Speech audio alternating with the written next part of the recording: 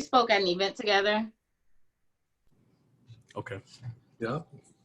I'm not shaved right now because I'm not shaving for the quarantine. So I'm gonna just let it grow out. I went through the same thing, but I was like, you know, if I just did it maybe like an hour ago. So wow. sympathize with you got fresh to the camera. Yeah. I was like, oh, when I was looking yesterday, it was crazy. So I had to do something about it. So yeah. Cool. So so Charles usually prepares questions, but since you're my guest, I was supposed to prepare questions and I did not do my homework. But all of our interviews are just conversation based. So, you know, we start off with just asking, hey, you know, tell us about yourself. And then pretty much we just dive deep into there. The majority of our listeners are investors, are either currently investors or aspiring investors. We talk about different aspects of investing in general, but the majority of our guests are real estate related. So on every end of the spectrum, from wholesaling to flipping, I really want to dive deep into development, you know, some of the things that you and I already talked about on our call. And like you said, just the presence of or the lack of minority developers, you know, in the industry, and, you know, just some keys and gems. Look, I know it'll be a great interview, so I'm ready. Awesome. Cool. Awesome. So we're gonna kick it off. Cool. This is the Todd Capital Millionaire Podcast, episode 143. My name is Charles Oglesby, also known as Todd Millionaire, founder and director of the Todd Capital Investment Club. Here with Miss Rashauna Scott, founder of Flipping in Heels. Welcome to the show, Rashauna. Thanks for having me. I'm glad you let me back. So thanks for having me. I'm glad to be here. We have a very special guest with us today, tuning in from the Jersey area, Mr. Donahue Baker. What's going on? Hey, glad to be here as well. Definitely excited about this and hope everybody is safe wherever they are, in whatever part of the country they are. It's definitely, this COVID situation is really serious. So yeah, want to make sure we acknowledge that as well. Yeah, definitely. And so I actually met Don. We spoke at an event together. And, you know, when you're speaking at these events, it's so much going on, especially when you're a speaker, because people are always stopping you at the halls. You don't get a chance to attend other speaker sessions, and it's hard to even connect because you're either on stage or when you're off the stage, everybody's pulling you and asking questions. And then I was able to stand in on some of Don's session, and I was like, man, this dude is really smart. And, you know, it was definitely an honor sitting on the panel with you, you know, hearing you talk about different development opportunities that are available out there. And then also answering questions for people who had questions in that space. But before we even get to, you know, just who you are today, we like to peel it all the way back. You know, who are you? You know, what was life for you like growing up, and how that transitioned you to, you know, be who you are today? Absolutely. So I grew up in New Jersey, right? So most of my time in New Jersey was spent really doing music. So I started with the music background. In fact, I'm a Grammy-nominated music producer. So, you know, spent a lot of time in music. But one of the key things is the money that you make in music is like this, right? You make this thing. It's kind of like you make a baby, and you don't know what that baby is going to be. And when you make a song, it's the same analogy. You make a song, you don't know whether that song is going to end up at the top of the charts or a song that nobody's ever heard of. So it was really inconsistent. And the first really big check that I got from the music industry, I was able to buy a multi-unit apartment building. And I used that to kind of add some stability to the music career. And as I went further on, I realized that real estate was where I really needed to be. So that's basically my background. And, you know, started from music. Right now I'm doing real estate development 100%. And that's where my heart is. But even before that, like, I really have a passion to help other people create generational wealth, and also to create more minority developers all across the country. That's really my passion right now. So taking money that you made in the music career and using it to invest in real estate, I see here that you're a CPA. Did that Yes. background kind of influence you making that decision? Absolutely, absolutely. So we had a record label on Sony Music, and the label got dropped. So at that point, I was kind of scrambling. What should I do? How am I going to make money? I went back to school, got my CPA license, and then I started to practice. I worked for a firm, and then I opened up my own firm. I had like about 100 clients that I serviced. A couple years ago, that business was bought out, and an opportunity to go 100% in real estate unfolded. So that's how that kind of unfolded and led me to where I am today. But definitely I use that knowledge of creating wealth for other people via tax strategies to really propel my own business. So I show people how to set up their businesses properly and how to basically get income from real estate pretty much tax-free if it's structured in the right form and fashion. Absolutely. I love that because you went all the way back to the basics and not like a lot of people like when we bring a lot on the show, and some people from their early ages, I mean, even in their teens and early 20s, they knew, set out, I want to invest in real estate. They knew, right? But I think it's really great to see that you went through different phases of business, and then you ended up in real estate. You kind of like fell into it. But it came from you helping other people first and educating them on, hey, this is like the best way, that you should grow and create your generational wealth. And then you're like, wait a minute, I gotta practice what I preach.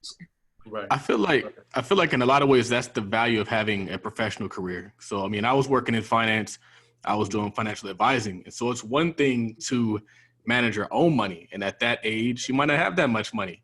But if you can get in the space and then you can start dealing with and advising people who have big money, then you can apply those same principles to your life. So it's not a bad thing to work. It's not a bad thing to get in the space and get experience and kind of get your feet wet so that then that translates you into doing the same thing for yourself. Absolutely. Definitely one of the key things is that you have to basically, because success leaves clues. So if you can emulate someone that's successful, I mean, it makes it that much easier for you. And I definitely took advantage of that as a CPA when I had clients that had a tremendous amount of wealth. And I was like, well, how were they able to create this wealth? And looking at the tax strategies that they use, how they're able to structure their organizations, how they're able to create multiple LLCs and leverage each individual LLC, that's a strategy that pretty much anyone can deploy. So, I've learned definitely, and I've got lots of tricks of the trade to help other people do the same thing. So I agree with you 100%. And also too, having a corporate background gives you opportunity that other people that don't have a corporate background don't have, right? So one of the things is when you have a job, you're able, at least for my strategy, when you're creating generational wealth, to start out of the gate, the best way to start is to use W-2 income to really acquire mortgages because it's very cookie cutter. You can use your W-2 income and apply for loans, and you can fund a whole stream of income that way. And that's pretty much the way that I did it, using W-2 income to get pretty much like the first 5 or 6 properties. Problem is, once you get about 7 or 8, the banks don't want to keep giving you mortgages. So you need to be creative and then come up with other strategies from that point on. Absolutely. And another point there is that exposure is key, right? I think we've seen this repeat in multiple interviews that we do. A lot of folks who are successful today is because they were first exposed to the idea of being successful, and then they could see that success or that amount of wealth was even attainable, right? Because before you were only exposed to you only thought that you could reach what you were exposed to. So I definitely think that is key. So you started with your very first, like you said, you took the profits from one business and you invested it into real estate. Tell us what that very first deal looked like. Very first deal was simply just, how can I take care of the first biggest expense that I have, which was, and most people have, is their mortgage or their rent, right? So you pay that expense or else you're homeless. So my philosophy, and it still is today, and this is with everyone, if you take care of your biggest expense, and you take care of, and if you come from a situation that you've seen poverty and you've seen people be homeless, and I have, like, I grew up in affordable house projects, and I seen people get evicted and they didn't really have anywhere to go. And it's always, you know, it was always in the back of my mind, like, I never want to be homeless. I never want someone to evict me or have the power to throw me out. So the very first step in creating generational wealth, to me, was to remove that fear. So the way that I removed that fear was, I basically said, I am going to buy somewhere where all I have to do is just maintain it and my biggest expense is eliminated. And that was in the form of a duplex. So my first property was, I lived in one side and I rented out the other, but the other side was enough pretty much to take care of most of the mortgage. So I paid like maybe $300 or $400 extra, but then I, you know, pretty much was living rent free. So that was the very first move that I made. But what was significant about it, and this is what I really want people to understand, is the mindset, right? Like, once you're able to not think about, well, I'm like, I can honestly say, when I did that move, I was like, I'm never going to be homeless. As long as I have this property, no one is ever going to kick me out or, you know, send an eviction notice, or I have to go to, you know, I don't have that fear is gone. So it allowed me to focus on other things. And I think that's really, really key. When you can remove your biggest expense from your household, it's like a weight off your back, and you can, you know, allows your mind to kind of expand and be creative. Absolutely. It's so funny because a lot of people, what they'll talk about is like living at home with your parents. And so if you live at home with your parents, then you can kind of live how you want to live. You can pay off debt. Your credit's going to be crazy. You could travel how you want to travel. But if you house hack, you've effectively, I mean, living at home with your parents is really just eliminating your housing expense. So the same thing could be done if you house hack. And so then you get to start focusing on other things. I'm curious what you started to focus on then. Once you liberated yourself from having to pay that rent expense or even the fear of like having to potentially be homeless, what did you start to focus on then? Right. So then that first property definitely alleviated the need to be homeless. But then as I had a job, I basically was like, you know what? Let me just focus on having some additional income that I don't have to really worry about. So then, you know, 1 or 2 properties later, I'm making a couple thousand, you know, 2,000 or 3,000 extra every month. And that's like, oh, it's good money. So then my next focus became eliminating the need to have W-2 income. And that's really, that was like the next level. So now I'm looking to replace my job. I'm no longer concerned about, you know, am I going to be homeless, anything like that. Now it's like, all right, now I need to replace my job so I can have the time to focus on different projects that I need to focus on. Mm-hmm. Yeah. And your first couple of properties, they were in Jersey? Well, my first one was in Atlanta. So It started in Atlanta. And then from there, I moved back to Jersey where I grew up. So that's pretty much how it unfolded. So I went from Atlanta to Jersey, and then I started to invest in different markets. So I tell people, just pick 3 markets and become the expert in those 3 markets. So my 3 markets were Atlanta, New Jersey, because I grew up there. I knew it better than anything else. And then I reached out and I own property in Jacksonville, Florida as well. So those are the 3 markets that I'm right now stationed in and heavy in, and then quote unquote the expert in those markets. Nice. Why 3 markets? Well, 3 markets is because you need to develop relationships, tight relationships, right? So you can either cast a broad net or a deep net.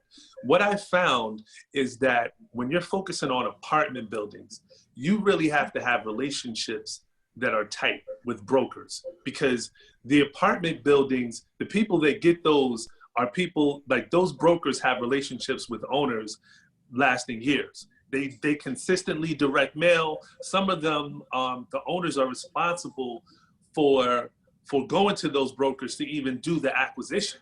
So if you don't have a deep relationship, if you're not in their top 5 people that they're going to call, you're not going to get the pocket listings. You're not going to get those unique opportunities that nobody hears about. So that's why if you're really broad, if you're doing deals all over the country, you don't have those one-on-one relationships with the key brokers that are in the market. And then how you found, at least my strategy to find those key brokers, was to go to LoopNet. And if you've heard of Pareto's principle, it's like 80% of the deals come from 20% of the brokers. LoopNet, to me, is not so much the deals, but on LoopNet, you can see who has the best listings. You can look at any market and be like, it's, I'm looking at 2 or 3 properties and I'm saying the same broker, or 1 or 2 of the same brokers. So if you use that technique, that's why you want to kind of focus on, one market, because you can't be the master of them all. Right. Mm-hmm. Right. Yeah. Now I want to talk about leveraging and scaling, because your story, so there were definitely a couple things that you're saying in this interview that's definitely key, but also when you spoke on stage, like you mentioned that you went from living in affordable housing to now owning them, right? To now owning plenty of affordable housing users. And so I want to talk about the leverage and the scale, right? Like you said, you started with one and then you were like that mindset is key, but you were like, okay, how can I just get some additional income? And you're like, oh, okay, this is working. And then next you're like, well, now how can I actually replace my income? So at what point were you like, okay, I can really scale this and make this a business, and just replicate and duplicate it? Well, yeah, so along the way, when I pretty much got about 7 or 8 properties, at that particular point, I was like, this is easy, right? Easy in the sense of, if I can do it, it's easy, so that was my rationale. So then if it's easy, let me create these streams of income to the point where now I'm thinking about scaling my business to levels that most people don't think about. So let me just fix that right there real quick. So I had a call come in. So that was really my mindset at the time. So what I learned, and being I was a CPA at the time, I saw people, entrepreneurs, clients of mine, I saw them have different tricks to get over different hurdles.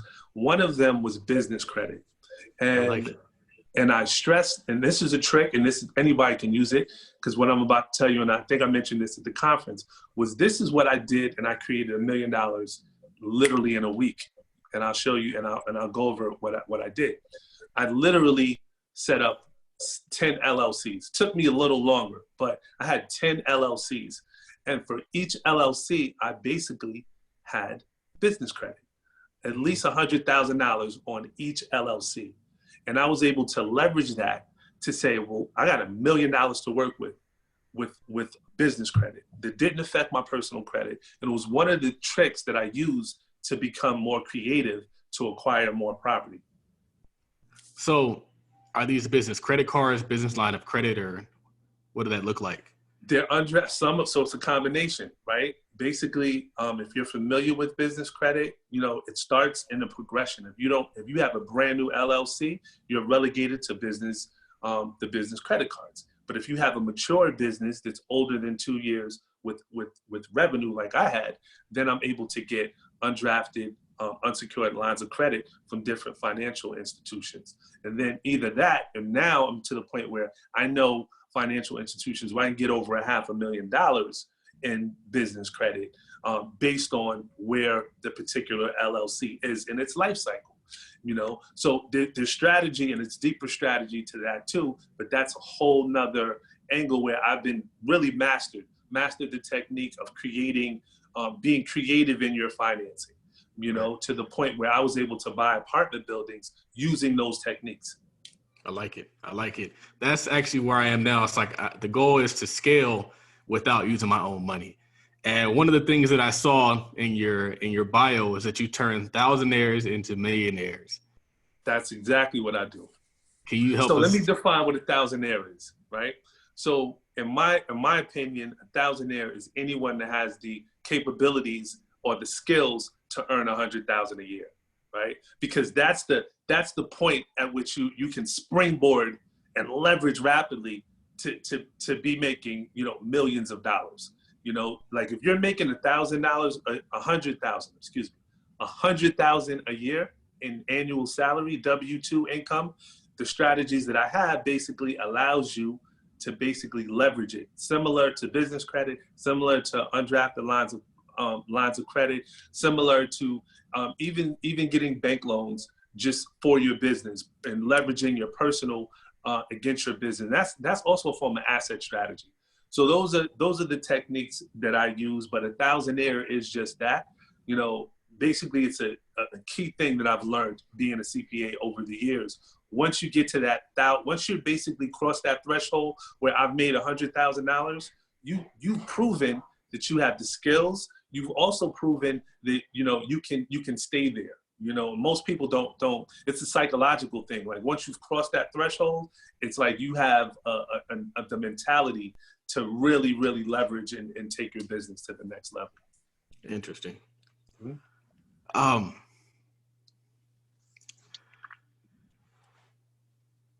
Can you hear us? Yeah. Sorry, I had to run in and get my headphones, my AirPods, because there was some feedback. Okay, cool.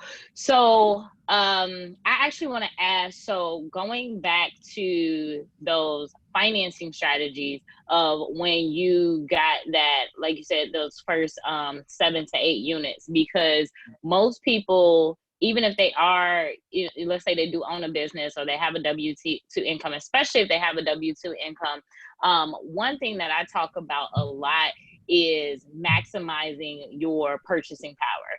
And if, you know, you have someone who is working a W-2 income, how is that person able to leverage or scale and buy more units if they have already maxed out on their original purchasing power? So for example, let's say, you know, someone is approved, let's say at 300,000, and they go and they buy a multi-unit for 300,000.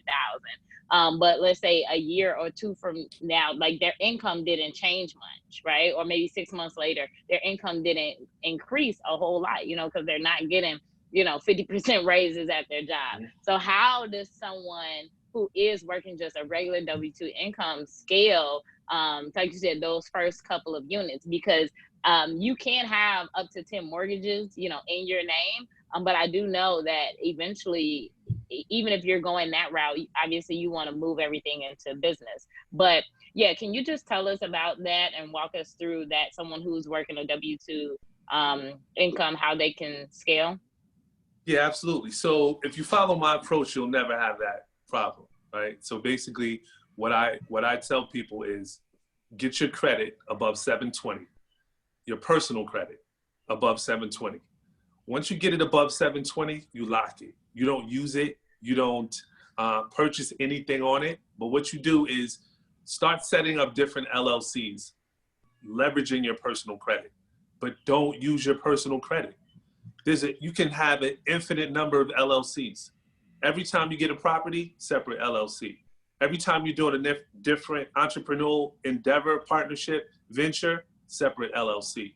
Separate LLC, you can have an infinite number. For each LLC that you have that's making money, you can get, for each LLC you have, I can get you between 50,000 and 100,000 if your credit score is above 720.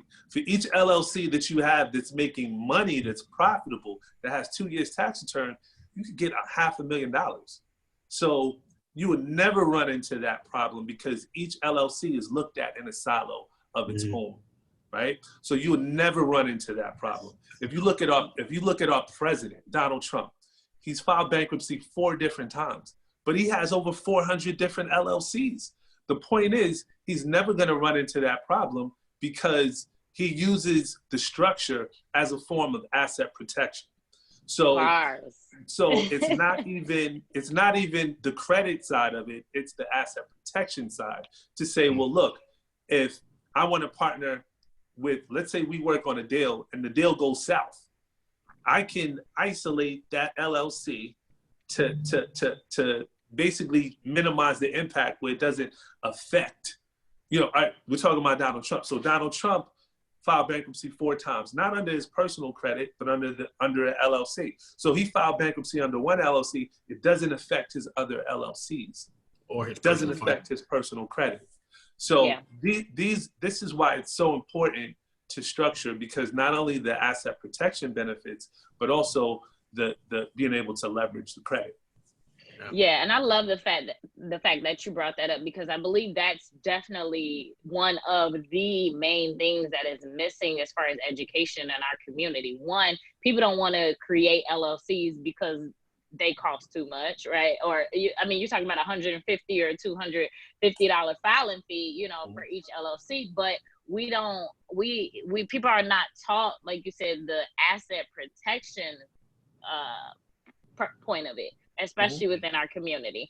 The other thing is, you'll actually hear some people say, oh, well, don't do an LLC for every property, because now you got to deal with all of these different tax returns. What do you say to someone who says that? Well, it's once again, follow people that have done it and they've done it successfully. In real estate, 100%, something is going to go wrong.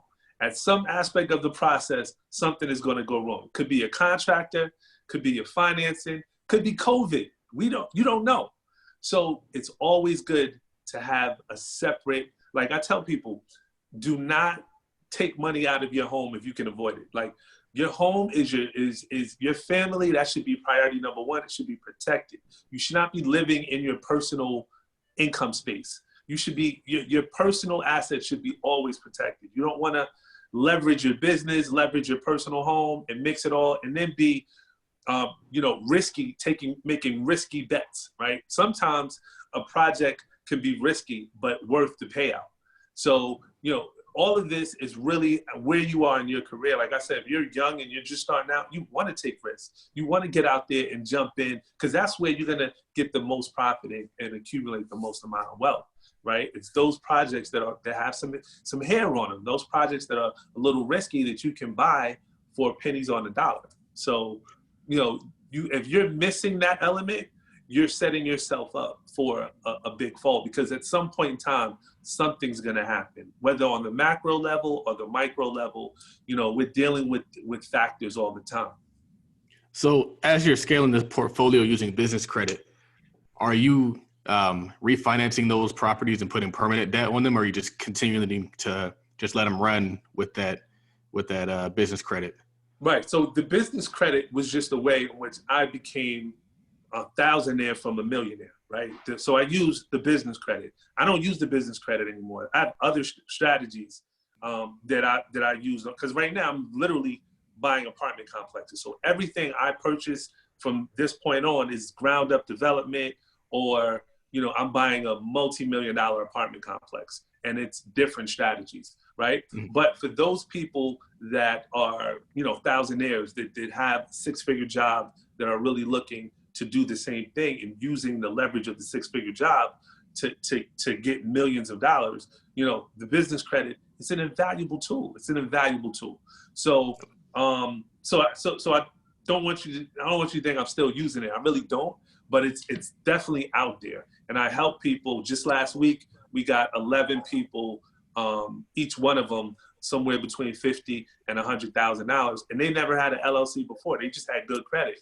But before this, we were able to basically, just last week, created over $1 million for other entrepreneurs and people looking to basically get through this COVID situation with some business credit. Nice. I think that's awesome. And like you said, you never know what's going to happen. So it's so much better to leverage your business credit than it is your personal credit. I think that's genius. So the next thing I want to touch on, so you've been able to leverage, you've been able to scale. At what phase in the process were you like, hey, ground up development, like that's what I'm going to transition into? What did that first deal look like? That opportunity. Let's talk a little bit about that. Well, really, that really focuses on my experience in Newark, New Jersey. So Newark is this place that has airport. They're 30 minutes outside of the most valuable real estate in the world, which is New York City, right? So the population, the businesses, the financial capital of the world, New York City, this is a suburb of New York City. So the fact that I can go into Newark and buy a 4-family for $20,000 was, I mean, to me, it was an incredible opportunity that needed to be taken advantage of. But Newark has thousands of vacant lots and abandoned homes, and it's just a city that was really in need of gentrification. So I saw the opportunity to put energy into building projects like that in Newark, and a lot of them were ground up. So I saw, opportunity to buy the land and just build. It was really just, if I can build it at cost, by the time I'm done, this project is going to be worth 5 times what I put into it, just because of where it is and just because of what Newark has. Newark was also one of those cities that Amazon was looking to move their headquarters over there. And during that whole sweepstakes for Amazon, I was like, you know what? I just was hedging, and I was like, if Amazon comes here, they got to deal with me somehow, like either, the employees or something, they're going to live in one of my apartment complexes. So I was positioning myself, and that's where I saw the opportunity. Now it ended up, turning out where Amazon went somewhere else. But the fact of the matter is, it didn't diminish the location, the geographical advantages that Newark has. And you're going to see, in months to come, like a lot of the work that I'm doing right now has kind of been halted by COVID because, we really need the city to kind of, prove our permits and get inspections out. It's hard to do that now. The inspectors are not as, readily available. So one of the projects actually got halted. One of the projects I'm working on now got halted. But the mindset is the opportunity. If you can build something at cost and you bring it to market, you're going to have a tremendous amount of upside to that. So it's just the next logical progression, right? And then and what I found out along the way is there's money there to help you. Now, when I was buying places that were just already there and I was just buying and renovating, I didn't realize that if I did ground up, there's all kinds of grants, there's tax credits, which are just as good as cash. If somebody gives you $1 million tax credit, that's just as good as somebody giving you $1 million, right? So all of these things, the pilot tax, all of these things that the municipalities control, they're available to developers, and it's another way in which you can subsidize projects, and that's really my expertise. So along that way, like going from really an investor to a developer, what I realized was that, most people aren't aware of the effects of politics and being close or having a relationship with the municipality, how advantageous that is. So that's really, the mind shift that I went through making that transition from the investor to the real estate developer. Yeah, it's interesting because when you start doing development, it does sound like you have to get involved with the city. And I've heard people say that sometimes the city, they'll actually tell you what they want you to build. How true is that? It's very true. It's very true. So the thing about that is when you're doing it, and I like to do projects that are impactful, right? So I'm working on a project right now where we're putting in a city hall, we're putting a police station, we're putting an urgent care facility, we're putting in 300 to 400 units of residential housing. That project is going to change the face of a city, right? So it's very important that the legislators, the people that run the city, are dialed in and they're in tune. So it's kind of like this political dance that you have to do. You kind of have to not only meet the mayor, but you have to meet the council people, talk to them, make sure that they're on board, get their viewpoints. Maybe in their ward or in their district, their constituents want to see something that's not there. So you have to incorporate that vision into your vision. And that's how that project evolved. It was an amalgamation of me talking to different council people, talking to the mayor, talking to other constituents, talking to people that you would not even believe you would have to talk to. such as the superintendent of education. Like, you know, you would think you're putting 400 units of housing into a city that didn't have 400 units before. Those 400 units, they're gonna have kids. Those kids are gonna be in the school system. The school system is gonna be impacted. So you have to make sure that you have this 360-degree view.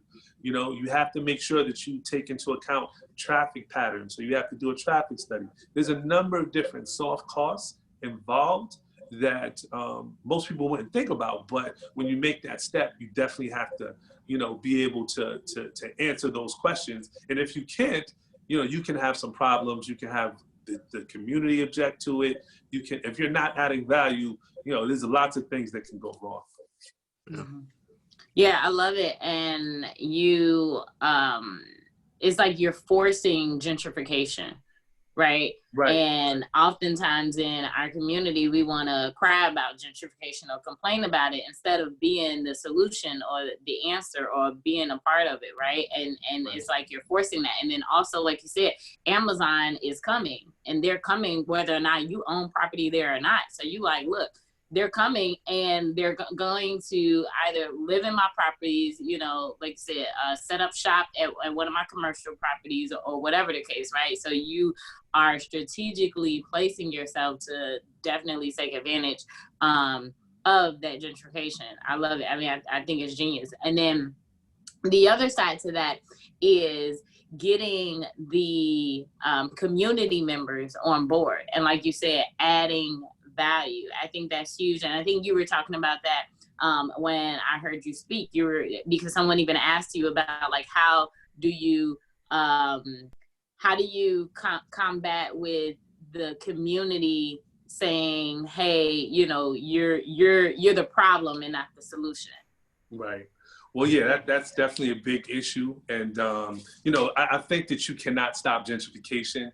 I think that it's going to come regardless. So you have to position yourself to be a part of that movement. So, and how we combat it is getting engaged with the community. You know, what is the community going through right now? Well, you know, what the hospitals are inundated, right? Like New York was the epicenter of COVID-19. The town in which I used to live in, but the town in which I grew up with was the epicenter for the state of New Jersey because so many people lived in New York. So right now, you know, what are we doing? We're in the community. We're donating over 10,000 surgical masks to the hospital that's inundated. They need masks. They don't have the materials, right? So when the community sees that, it's like they see you there. The politicians see you there. You know, we're doing something. Y'all heard of the group Naughty by Nature? Yeah. All right, Naughty by Nature. They're from Newark, Irvington, East Orange, that, you know, Essex County. We're doing something this Friday, donating 10,000 surgical masks. Community-based, you know, this is where they're from. You know, we all feel the seriousness, the impact of COVID, so we're trying to do something. Things like that, yes, we want to help and it's altruistic, but it also lets people know that we care about the community.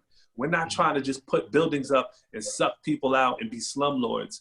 That's not what we're trying to do. We're trying to be in this business 10, 20 years down the road and create generational wealth, you know? So I just think there's a certain amount of equity you build up that the community knows, oh, this guy's involved. All right, I'm on board. Because they see you at the meetings. They see you in the community. They see you going to the restaurants. You're engaging with the community, and it's important. And we look like them. So we're doing this in a city that's minority majority, right? So when you're a Black real estate developer, and then everybody that comes in has these big plans and they don't look like you and they're talking and you can't relate to them, there's going to be a natural aversion. So I just feel that it's important for more minorities to have that mindset. And that's really the focus behind what I'm looking to do is I'm looking to empower other people in different cities, giving them resources in terms of investing my own money or helping them learn financing tricks or syndication deals, empowering them so they can be the face of development in their city. Yeah, that's good. And I'm glad you brought that up, right? Like minority majority. Why do you think there aren't more minority developers in this country? I think it's a combination of twofold. I think that there's a lack of information, right? I think that there's a lack of information. I think there's a lack of, and when I say information, it goes back to belief. Most people look at a building and say, well, wow, that building is going to cost $10 million. That's a lot of money. I don't have $10 million, right? So I think that is a self-limiting belief, where the question should be, how can I get 10 million to make this project happen? And that's really what I'm hoping to shine the light on in this industry, is to say, no, if you have a $10 million, $50 million, $100 million project, and you are scared about doing it, let's partner together. Let's do it together. Let's make it a reality. And we'll figure it out along the way, whether we're going to use our money or whether we need to leverage other people's money. The fact is, if we have a good project, we need to leverage other people's. Correct. So the common theme that I'm hearing in this whole conversation is kind of like finding a way. And I think what's interesting is a lot of people, they have this like, oh, it's too hard, or oh, it's expensive, or oh, we can, or oh, they're not going to let us. And they have all these limiting beliefs and all these things that keep them from doing stuff. But you don't have that. Can you talk to us about what inspired that mentality in you? Well, it's as simple as this. The optimist, well, the pessimist sees the difficulty in the opportunity. I'm an optimist, and I see the opportunity in the difficulty, right? So when people think about the COVID situation, it's a sad situation, but there's a tremendous amount of opportunity that's about to unfold, and I want to get people prepared for it. I want to get people to the point where they're creating generational wealth, or they're being a force for good in their communities. So what I'm basically right now is this, I'm thinking, and it's like, we're about to see a tremendous hit to the real estate market. Within the next 2 months to 3 months, you're going to see more and more properties, especially people, like one of the things that people don't talk about is people that are taking forbearance right now, right? A lot of the banks, the way they're doing the forbearance is they'll let you skip 3 months of payments as a homeowner. But on the 4th month, they want you to pay everything all in advance. Some people's not gonna have the money to do that. So once that's gonna happen, they're gonna lose their homes, they're gonna go into foreclosure. We're gonna see another glut of projects come on the market.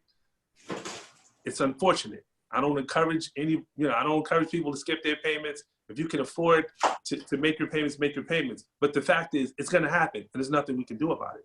So what I'm saying is, be prepared. Number one, take care of your family, take care of yourself, but also be open to the opportunities that you may be able to get properties for 50 cents on the dollar. Mm-hmm. And the type of properties you should go for should not be properties that are about the quick buck.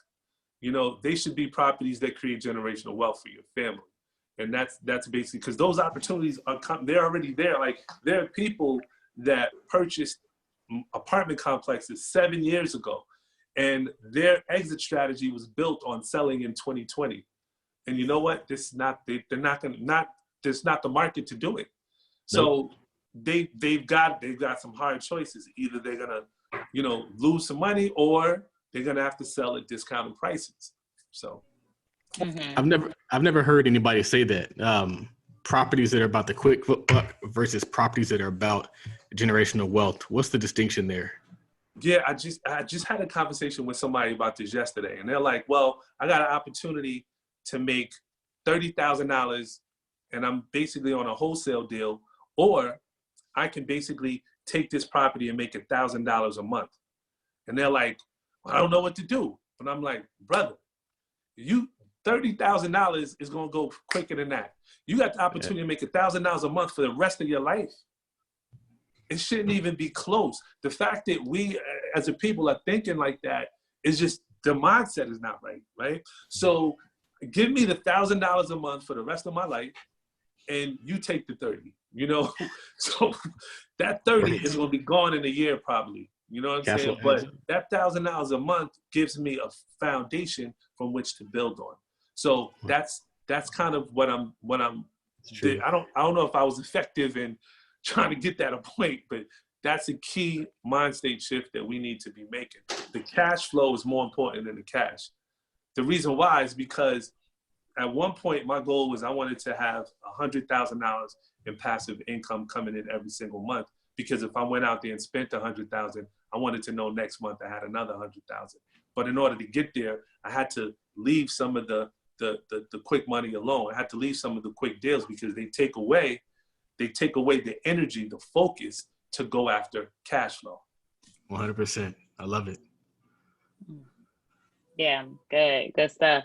So, so 2020 today, like, so I know you said you are working on some deals that have been put on hold. What does the current portfolio look like? And then, you know, are you still aggressively going after like the deals moving forward? Are those all going to really focus in the development ground up space, or, you know, it sounds like you have you know, a lot of mixed use, you know, what does that look like?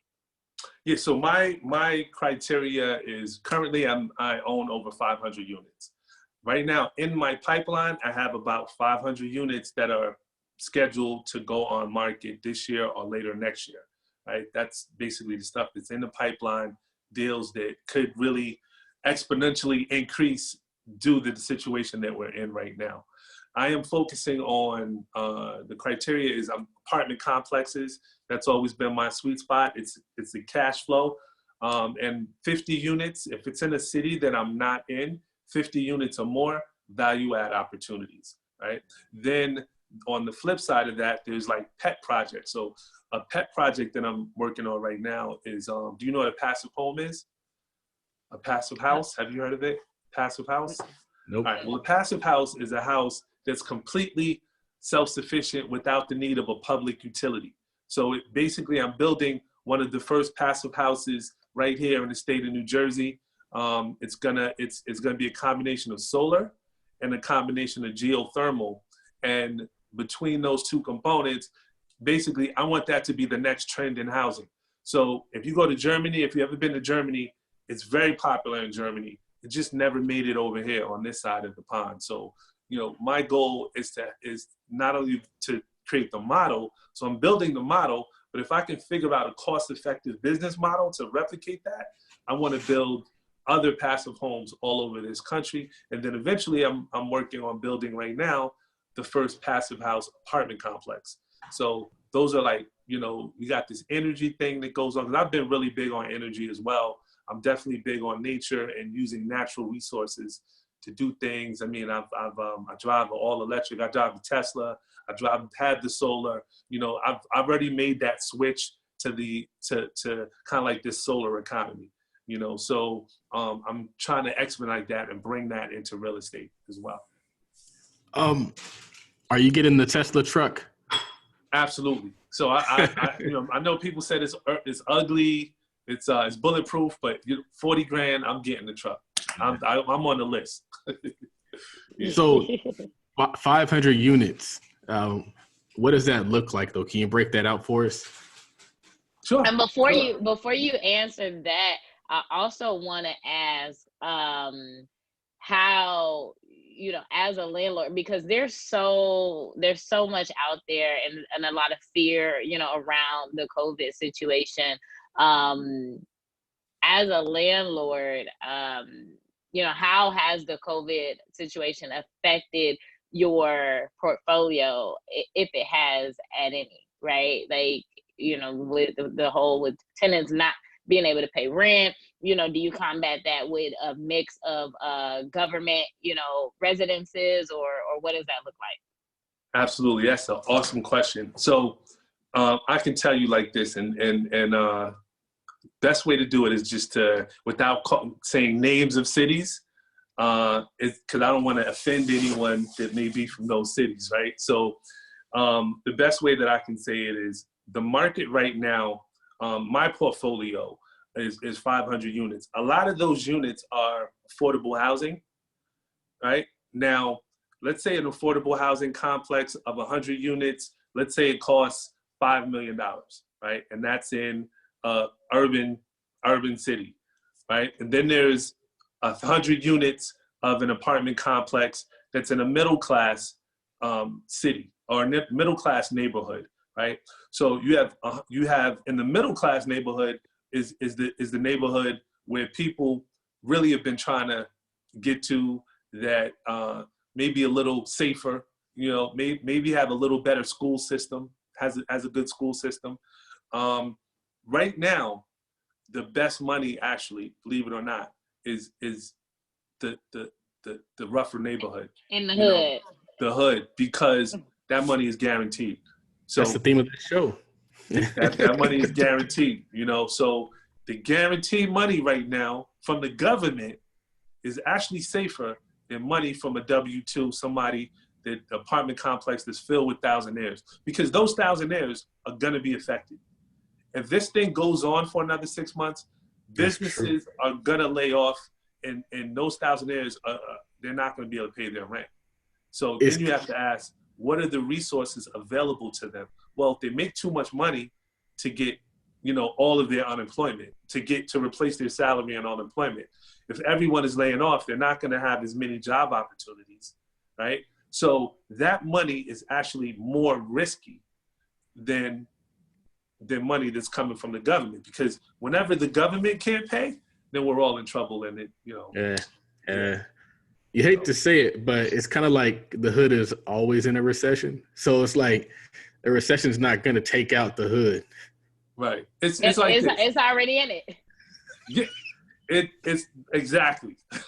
So it's the way that I break it down. It's like, where this whole country is based on, the middle class runs this whole country. The middle class is where the government gets the tax base, right? So the idea is to get us all in the middle class, where we pay most of the taxes. If you're super wealthy, or if you're in the wealthy bracket, you get tremendous amount of benefits, but you really don't pay a lot of taxes. And if you're in the, super poverty line, below the poverty line, the government supports you. It's really the middle class that gets squeezed and usually gets the short end of the stick consistently. So I'm asking you two questions, because I did ask you to break out the portfolio. So can we break out that? And then also I wanted to know if you can give people some tips for if they wanted to get into development. Sure. So portfolio is strictly apartment complexes. So right now, as of today, I own 100 units in Jacksonville. We own about 250 units in Atlanta, and the rest of it is just spread out in smaller stuff to bigger stuff in New Jersey and surrounding areas. So that's really it. As far as the, you said there was the second part of the question. Well, hold on. Before I ask you that, do you still own the stuff that you started with, like the homes that you were buying? Absolutely. I don't own the very first home that I purchased in Atlanta. I do not own that. And that was actually one regret that I had, is that it was a duplex. So, it was, one of the things about owning is that you need management, effective management. So it's not like every single place every market that I'm in, I have really the best property manager in the town. That's whatever the brokers say is the best manager, I usually get them, So they really run everything and really keep the business afloat. And I lean on them for everything and get monthly reports, and we go from there. Mm-hmm. And so why did you sell the duplex? I sold the duplex mainly because at the time I moved to Atlanta, and I thought about it, and I was like, you know what? I wanted to go to Jersey. So I basically was like, all right, I didn't need it, and I sold it. And then I just went to Jersey and started doing real estate. But I went back to Jersey because it was a career situation. It was my home. I figured, opportunities was there. I really just ended up in Atlanta because I thought it was fun. A lot of my friends were moving out there.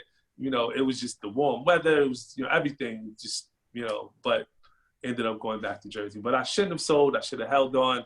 And I encourage anybody, if you make a multifamily acquisition, hold on to buy it, but buy it with the strategy of you're going to sell to move up to something bigger, because it's a stream of income. It's like a cash cow. Like, why, if you wanted, you know, if you wanted to feed your family and you live on a farm, you're not just gonna sell your cows. You know, you're not gonna, because that's the source of food, milk, all of that. So you wanna hold on to that. You know, so that's basically where it is. But I only sold that one property in House. Don't sell Yeah, it. and then those cows will have babies, and then they'll Right. Yeah, feed your absolutely. kids and your kids' kids. Absolutely. So Out here yeah, so selling. that was it. That's kind of like And so- that one Mickey Mouse story where he sold the cow for some beans. Remember that Jack and the Beanstalk? They did it at the Mickey Mouse version. Yeah, Oh, you just went back. You just took it way back. I feel you. And so in that portfolio, a couple of those you have like some mixed use, you have some commercial business leases. Yeah, a couple stores here and there, you know, but in the sense of the development, you know, like a couple like bodegas is what they call them up here. So we'll have like we'll have like 6 units on the top, but on the bottom, it's a bodega. You know what a bodega is, or they don't call it that. No, they don't call them that here.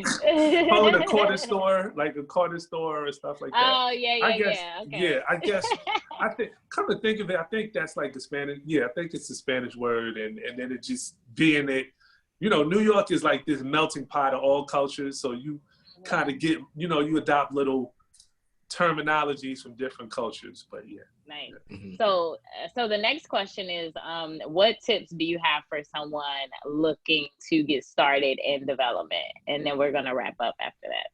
Okay, yeah. So number one, if you want to be in development, the first thing is to have a project that is needed in the community. So prime example, wherever you are, go down to your municipality, go into your zoning office, or what office is in charge of the permits. What you're looking for is a master plan. Every city, every municipality should have a master plan, right? So the master plan will tell you what the city needs, the plans, other development that's coming into the city, what area of town the city is looking to develop, whether there's an opportunity zone available, whether they're not. All of this is going to be spelled out in the master plan. It's going to give you a five-year projection. Know what that is. Know what is going on in your town. The next step after that, know your elected officials, because you're going to need them. So know your mayor, try to get as close as you can. What you want is access. You want to be able to call your mayor or your council people on the phone. So you should, you know, and being that they're, you know, you're in their district or part of their constituency, you should have that relationship. And then it's a give and take. You would say, well, look, this is my vision.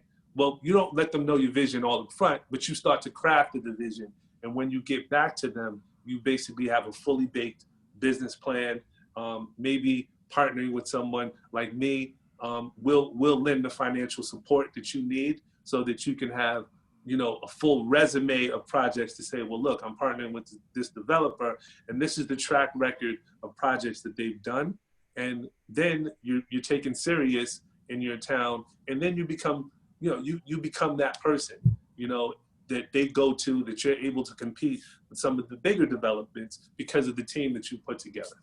Like, what are some tips that you would give somebody who is a thousandaire looking to become a millionaire?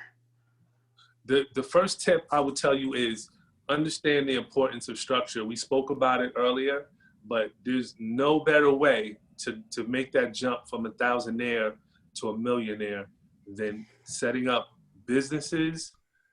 It's the quickest way to do it is to set up businesses and use the power of leverage, and also use the power of a good business. Like if you have a good business idea, like there's 2 ways to create generational wealth. It's either through real estate, which the barrier to entry is too low, or through business. If you have a business idea that you can basically use as a side job or a side hustle to add income, but yet you're building the systems, and then build. I tell the millennials, because they're really good at the technology aspect of it, right? The key is to build a business, but businesses, have multiple businesses that allow you to create this ecosystem, right? When you create that ecosystem, you have income coming in from many different ways, many different places. That's the best way to make the jump, coupled with the real estate income, the passive income from real estate. It's just a matter of time where you're going to create serious wealth. All facts. Who is somebody that you look up to and why? So I do a YouTube series. It's called Millionaire Power Moves. If you don't follow it, please subscribe to the YouTube channel, Donahue Baker. What the people that I look up to are on that series. So they're people that you don't really, most people wouldn't know. I'm not going to say you don't know. Maybe you do, maybe you don't. But we analyze the power moves of people that have made millions. And we analyze the moves that took them from wherever they were to the level that they're at today. One person that came up was Donald Brand. Most people don't know who Donald Brand is, but he's the biggest real estate developer in America. He's over 7 times. He was on that show? From California. He's our first millionaire. Yeah, first Millionaire Power Moves episode. In addition to that, our next episode, we did Herman J. Russell. Now, Herman J. Russell are you familiar with Herman J. Russell? Yes. Right. Herman J. Russell is the most successful Black real estate developer that ever did it. And he basically started the same way that I started in Atlanta. And I got a lot from his life story, and I've been following him for a long time. It's like he started in Atlanta, he basically did the duplex. But that duplex he actually built on the wrong lot. He bought his first lot for $125, and he built on somebody else's lot. And it was the generosity and the kindness of somebody that said, all right, this guy built, on the wrong lot, I'm gonna switch lots with him. But somebody I look up to. Going into hip hop, I'm big on music. Of course, I really admire Nas on what he's done and what he's doing today, creating, investing as a venture capitalist. I really admire the companies and the methodology that he's using to select the companies that he's investing in. So lots of people like that. So we got a Millionaire Power Move series coming up on Nas. We got a Millionaire Power Move series coming up on Jay-Z as well. So definitely, nice. Look forward to that and subscribe to the YouTube channel so you don't miss any of it. Yeah, I tuned into a couple of them. They're really good. So cool. We'll wrap up with just a couple more fire round questions. So what is your favorite real estate or business book? Favorite real estate or business book, to be honest, I really don't have one. I don't have a favorite, but I read a lot of books. I can tell you one that's really changed, that impacted me the most, was definitely Grant Cardone, The One. I don't know if you've heard of that book. The One Thing? I heard. Yeah, One Thing or One. Okay. Yeah, that really helped me. One Thing, that's Gary Keller. Yeah. Oh, Gary Keller. It is Gary Keller. I say Grant Cardone. Right. Gary Keller. Yes. Great book. So yeah. I love that book, The One. Yeah. So really helped me to just focus on, because, entrepreneurs, we're like all over the place. Sometimes we need people to be like, focus on this one idea. So yeah, I agree. You got to focus. What sets apart successful developers and investors, or thousandaires turned millionaires, from those who give up, fail, or never get started? Just really determination and perseverance. Like, ultimately, you have to take each failure and understand why. Because I've had many failures, but I've learned more in the failures. So granted, if you lose some money, suck it up, keep going. You're going to learn what to do and what not to do through experience. Experience is the best teacher. So I tell people, start, keep going, and knowing where you're going to end. Starting, knowing how you're going to end before you even start. What is one thing you would buy if money was not an issue? It's a good question. One thing I would buy if money was not an issue. It's a good question there. I think you might have stumped me on that one, but I will tell you this: it is nothing better. I will tell you what money cannot buy, right? So I would basically say that money, if like the love of your family, that is priceless. That's what I think this whole COVID situation has like really put into focus for me, that it's really about the next generation. Like I have a son, and it's like there's nothing in the world that I wouldn't trade to just have him be the best person that he can be, and raise him with character, so he's honest, he has integrity. Like you don't that doesn't come about by neglecting those relationships, no matter how busy we are. You really have to pour in to them. So everything that I do is really a reflection of legacy and what I'm looking to pour into my son. That's good. And last question, what does success mean to you? Well, success means building a legacy and making an impact. So for me, it's like when my goal is spelled out very simple. I want to create more minority developers. And eventually what I want to do is have an organization where those developers are pretty much all over the country, and we're actually collectively working on projects, doing things, doing big things, and then using that because once you have the properties, once you have the say in your community, you have a political voice. And if we can unify that voice and eventually start to impact legislation, there's legislation on the books right now that's saying that each community is supposed to have affordable housing. It's not enforced. But if we have a PAC or some political organization to enforce affordable housing in some of these communities, gentrification would not be an issue, because you'd have to build a certain number of affordable housing on every project.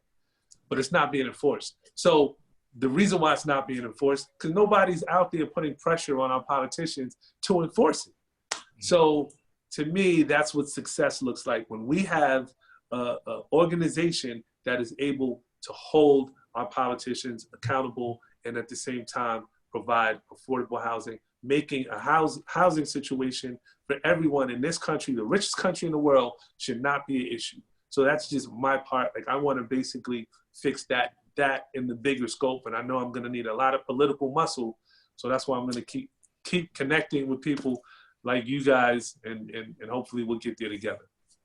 Absolutely. Thank you so much for coming on. Where can people follow you, connect with you, find out more about you? If they have a development deal they want to submit to you, I know you got an ebook coming up. So, where can people just, plug in and connect? Absolutely. So I'm A. Donahue Baker on Instagram, A. Donahue Baker on YouTube. You can subscribe to the channel. And I also have a private Facebook group. It's called Generational Wealth Builders, the Inner Circle. And in that group, if you subscribe to the YouTube and join the group, you're going to get my ebook for free. The name of the ebook is called Generational Wealth. That's the key. That's the name. And in the book, I'm basically spelling out the principles that you need to start your journey to building generational wealth. Dope. Thank you for coming on the show, man. I'm definitely going to be connecting with you, because that's definitely my goal right now, is to get into development. So awesome. Hey, this is episode 143. I think it's 143. Pretty sure it's 143. 143. My name is Charles Oglesby with Rashauna Scott, signing off. Peace. Thanks, guys. Thank you, man. Really appreciate it.